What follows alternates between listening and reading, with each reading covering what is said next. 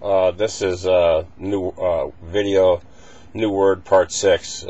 This is kind of material I've known about for a long time, and it's also one of the reasons, or it is a reason why I haven't pursued it as a career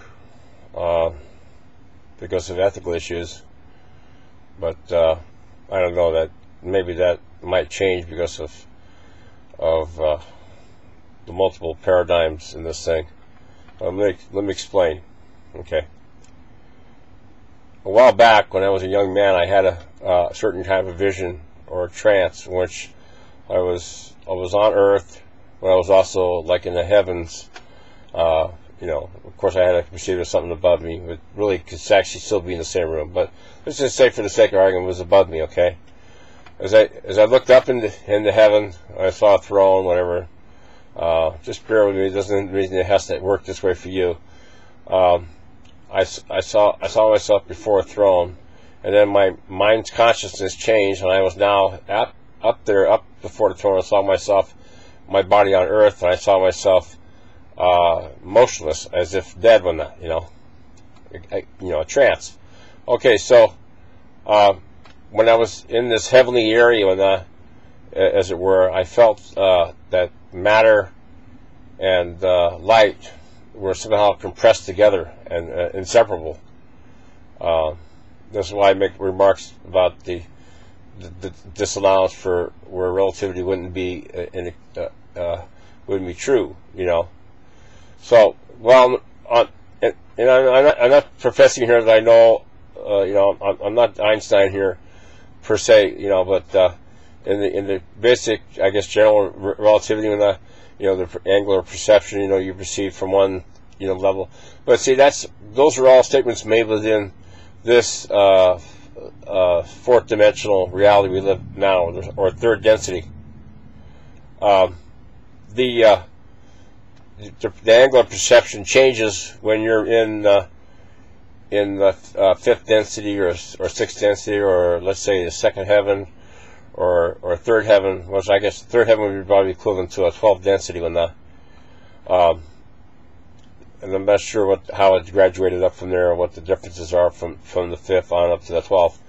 But first, just bear with this my stream of logic here. When I was before the throne, when I first came up there, everything was moving real slow. But then things changed, and I was moving at the same speed as everything else, even though it was just me talking to somebody who was on a throne, and a conversation ensued when okay.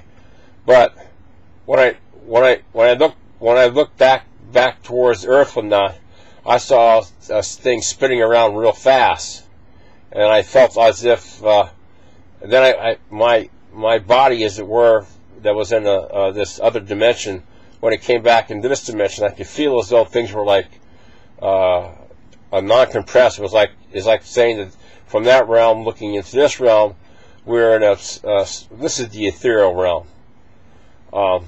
Now, you may say, well, what does this all have to do with whatever? Well, it has something to do with some other stuff that I was shown too.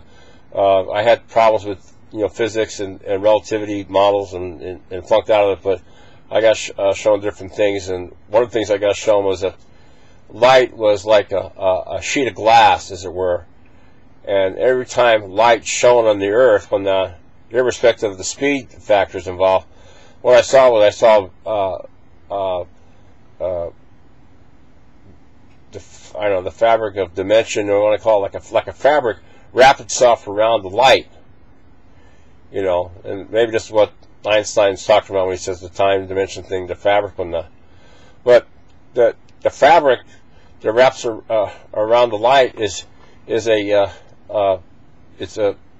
way, it's sort of like a crazy talk. It's how can that possibly be? We're in this dimension here. How can dimension or matter, for that matter, wrap itself around light? We're looking at it. We see the light go through the sky or through the room when nothing's happening when but that's based on our perception here. Just like, for instance, like when we see an explosion in this dimension we see that it's exploding when you're in another dimension looking back through, that same star that you saw exploding when it's in this other dimension, it's nothing's happening to it. It's not shining any brighter. It's compressed mass when it goes down to a lower dimension, like say the dimension that we're basically in right now, then it ignites and explodes when that. And I'm not sure that it explodes because, yes, maybe because the mass is, well maybe that's it, the mass is being decompressed because it's in a dimension where it can't handle that compressed mass, and they decompresses it when that. So the black hole that someone thinks is out there in the center of that universe is actually the way I was showing was that black hole is actually all around us right now, and the fabric isn't.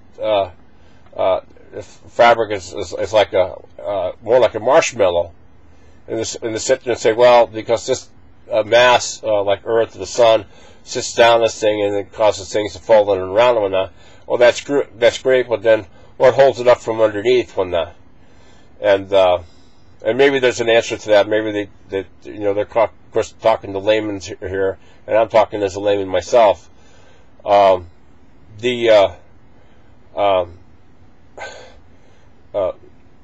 These wormholes I was shown has something to do with advancements in the use of the mind. When now that I understand that the black ops in the United States, or some of that effect, had worked with a guy named Aleister Crowley. Was supposed to be some sort of satanic witch group, something like that, up in L.A.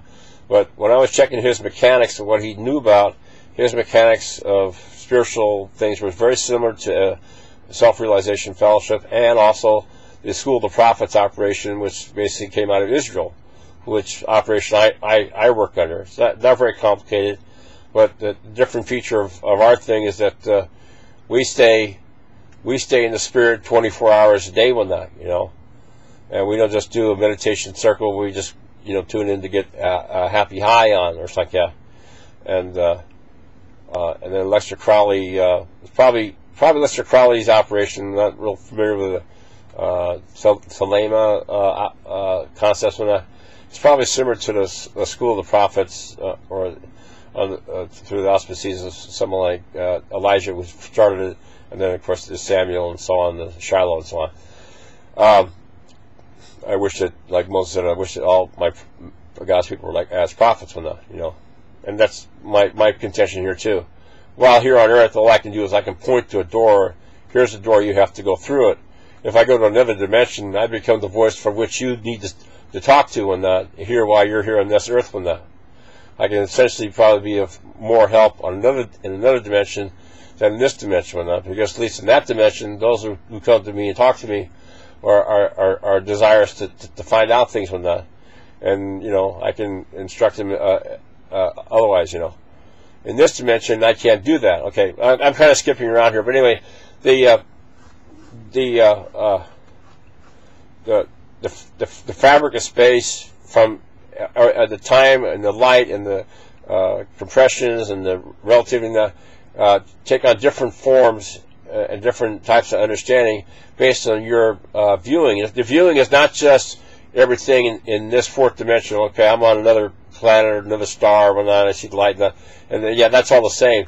Change the field now. Make it second heaven. Make it fifth density when or make it the higher ones up from there when Then what happens when Then the things you see that you saw light was carrying on from that dimension in this dimension will look as though it's fabric wrapped around light when everywhere on the planet that's going on like that. It's a mind-blowing fuck with your mind. Well, how could that possibly be? How could that be all going on simultaneously?